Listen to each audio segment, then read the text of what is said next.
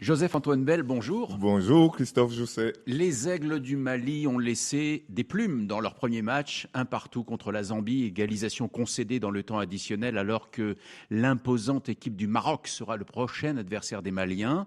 Ces 2 points perdus in extremis, ça vous semble grave pour l'avenir du Mali ou bien vous avez vu des choses dans leur jeu qui relativisent la frustration? Mais je pense surtout que c'est la configuration de la compétition qui relativise cette frustration dans la mesure où les chances de passer au tour suivant ne sont pas réduites à cause de ces 2 points perdus. En revanche, la confiance en soi pourrait être entamée et l'assurance en a pris forcément un coup. Et finalement, au vu du match, ce n'est pas volé pour les Zambiens. Ils ont fait un bon match eux aussi et le Mali n'a pas maîtrisé totalement le tempo de la rencontre. Dans le groupe B, la hiérarchie a été respectée avec d'abord la victoire de l'Égypte sur le Zimbabwe, mais les Pharaons ont été menés et il a fallu attendre un but de Mo Salah dans le temps additionnel pour que le match bascule. On va dire que l'essentiel a été fait pour les Égyptiens. Je vous dirais beaucoup plus. Le mais n'est pas si négatif dans la mesure où le fait d'avoir été mené a, pour moi, permis aux Égyptiens de montrer de quoi ils étaient capables. Et j'ai vu une équipe d'Égypte qui m'a beaucoup plu dans la mesure où elle ne s'est pas énervée, elle ne s'est pas excitée au contraire de son entraîneur, elle a gardé totalement son calme, ils ont eu du sang-froid, ils ont eu de la maîtrise dans le jeu, à l'image précisément de Mo Salah, qui se s'est attendu et qui n'a pas surjoué. Mo Salah a accepté d'être exilé sur le flanc droit sans jamais courir partout pour montrer celui qui veut porter l'équipe à lui tout seul. Et finalement, il a marqué et c'est précisément lui qui fait gagner. Et donc moi, cette équipe d'Égypte, elle m'a plu dans son attitude. L'Égypte partage la tête du groupe B avec l'Afrique du Sud. Joli match des Bafana contre l'Angola. Oui, les Bafanas étaient attendus, non pas au coin du bois, mais étaient attendus comme une équipe qui a la capacité de faire de belles choses.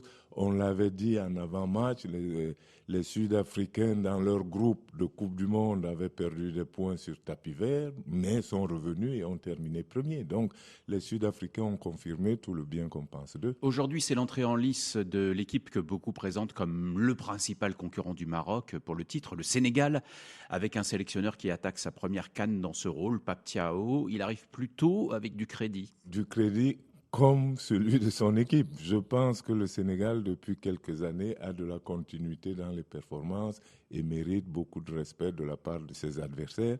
Et je pense surtout que le Sénégal, généralement, sait prendre les choses en ce sens que ils ont du talent, on le sait, mais en plus, ils sont sérieux et travailleurs. Donc, on attend confirmation, mais je ne doute pas beaucoup. Les Sénégalais restent sur une belle série de résultats, c'est vrai. Il y a juste cette défaite contre le Brésil en amical à Londres, mais le Botswana, ce n'est pas le Brésil. Le Botswana, ce n'est pas le Brésil.